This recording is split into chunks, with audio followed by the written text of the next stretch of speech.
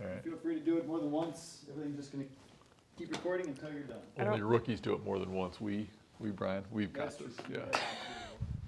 And for 7 minutes. Well, Vicar Maddie, we are talking about heroes. Yeah.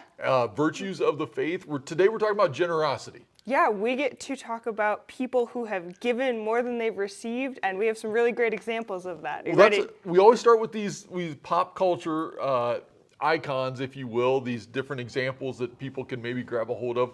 That was your job today. So Yeah. who'd you come up with? Well, this one was trickier than I thought it would be. As I thought about examples of generosity, there are so many of them that it was kind of hard to sort through. But the one that stuck out in my mind was, I don't know if you're familiar with Keanu Reeves. So probably The Matrix for you guys? Yes, Keanu Reeves. This is kind of my generation, Brian's generation. I saw The Matrix in seminary, actually. Yeah, so what I found out in doing this research and looking is that he actually donated the vast majority of his salary to the special effects team of those movies. So all of the box office income that they got went to that team, and they got to lead different lives because of it. That's interesting. Yeah. That's interesting. So instead of taking everything for himself, he was willing to share it. Yeah, Okay. very much so. And that would have been a crew that was really underpaid otherwise. So Right, it was a really right. cool example of how giving that money changed their lives and impacted others. Whoa. Yeah.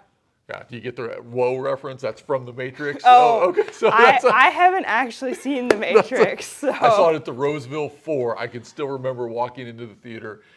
Actually, it was one of the first movies I ever went to see by myself. At that time, a bunch of people from seminary kept saying, "You have to see The Matrix. It's this." Yeah, it's a good movie. Good for Keanu Reeves. I'm gonna watch it again just to celebrate his generosity. Yeah, that sounds like a great idea. Yeah. So now we tie this back to a Bible story, right? Yeah. Tell us a Bible story. Perfect. So the Bible story that we wanted to connect this to is the Good Samaritan. We were just talking before about if there's an easy answer or an answer that comes to mind right away, that's probably the one you should take. Yes. And I think the Good Samaritan is really the obvious example of this. So in this story, Jesus is telling a parable about how to be a good neighbor, right? Yeah. And Jesus tells a story of a couple of religious leaders and very important people. These would have been high brass people. Right. Who see a man who's been beaten up, he's been bloodied, he's in a ditch. This man is going to die if he doesn't get help. Yes. And these high brass people, these really important people, just kind of walk past him. The priest and Levite just keep going. Yeah, Yes. exactly. And they ignore this man and they leave him right there. And then there's this Samaritan. And you probably know more than I do. This would not have been a kosher. Samaritans and Jewish people hated one another. Yeah. Yes. It would not have been a typical relationship where they Correct. would have helped each other. Right. But the Samaritan man is passing and he sees the man in the ditch and he goes to help him. Yes. Right? And so he takes him up, he bandages his wounds, he takes care of this man, and then he goes even the next step. And this is really where the generosity clicked in my brain. Because he takes him to an inn and he tells the innkeeper, here's some money, take care of this man for as long as it takes. I'll come back and I'll cover the rest. Just as long as he's okay, I'm going to leave him with you and I'll pay for everything. And that story really reminded me of the generosity. Yeah. It's that next step of giving oneself. When I think of generous people, and it's always awkward as a pastor to talk about people, because frankly, I've known hundreds of people who are generous, including members of this congregation. But I do have some shining examples, and one that I think of is a woman named Burdell Eastland. Burdell was in the final chapters of her life when I came to United, and she was generous in all the traditional ways one would think of, but in other ways as well. And this is what taught me: it's generosity certainly includes finances, but it's also about giving your heart to something. Yeah. I was told about a story before I went to visit Burdell. And I actually was told this horrible thing happened to Burdell and her husband, Cal, 10, 15 years ago. Whatever you do, Pastor Justin, don't bring it up. And I'm like, well, tell me what not to bring up. So on the edge of Red Wing here, there's a correctional facility that includes young people that are there for a variety of things.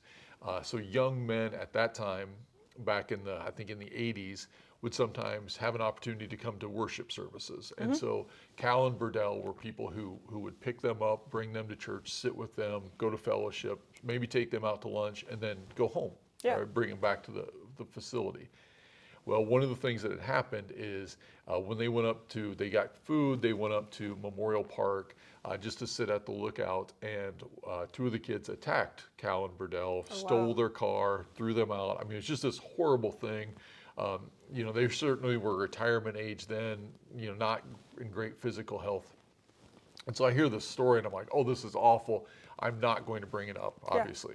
So I go visit Burdell, and I bet I'm there 10, 15 minutes. And she says, did you ever hear about what happened at the correctional facility? Isn't that just awful? Huh. And so I'm like, yeah, yes. And then we're talking for a little bit, and I realize we're not connecting, right? Yeah. There's some sort of disconnect. And then suddenly it crystallizes when she says, I just can't believe the correctional facility in the state of Minnesota made the decision they made. What happened is after that event, they said, well, it's just not safe for these young men to go out. It's not safe for the community. We have to discontinue this program. This was like 15 years later. She was still upset. She wasn't upset at the young men who had stolen her car, who had, hurt her and her husband. She was upset that she was not given the opportunity to take even more young men from troubled situations, to bring them to church, to hear the word of God, because for her, that was what had an impact on young people's lives. This spirit of generosity of saying, I'm not just going to give my money. I'm actually going to give my physical well-being. I'm going to give my heart, my passion to others in need. I just think that exemplifies generosity for me. Yeah, her heart was in such a place where it was so overwhelmed by this is what other people need and this is how I can help them. Yes. So I find that inspiring. Hopefully now people can turn to one another. Talk about people who have been examples for you, who have given of their time, their energy, of their hearts. Tell those experiences, and maybe talk about your own journey with becoming a more generous follower of Jesus Christ. Awesome. Perfect. Sweet. You want to do it again, or are we good?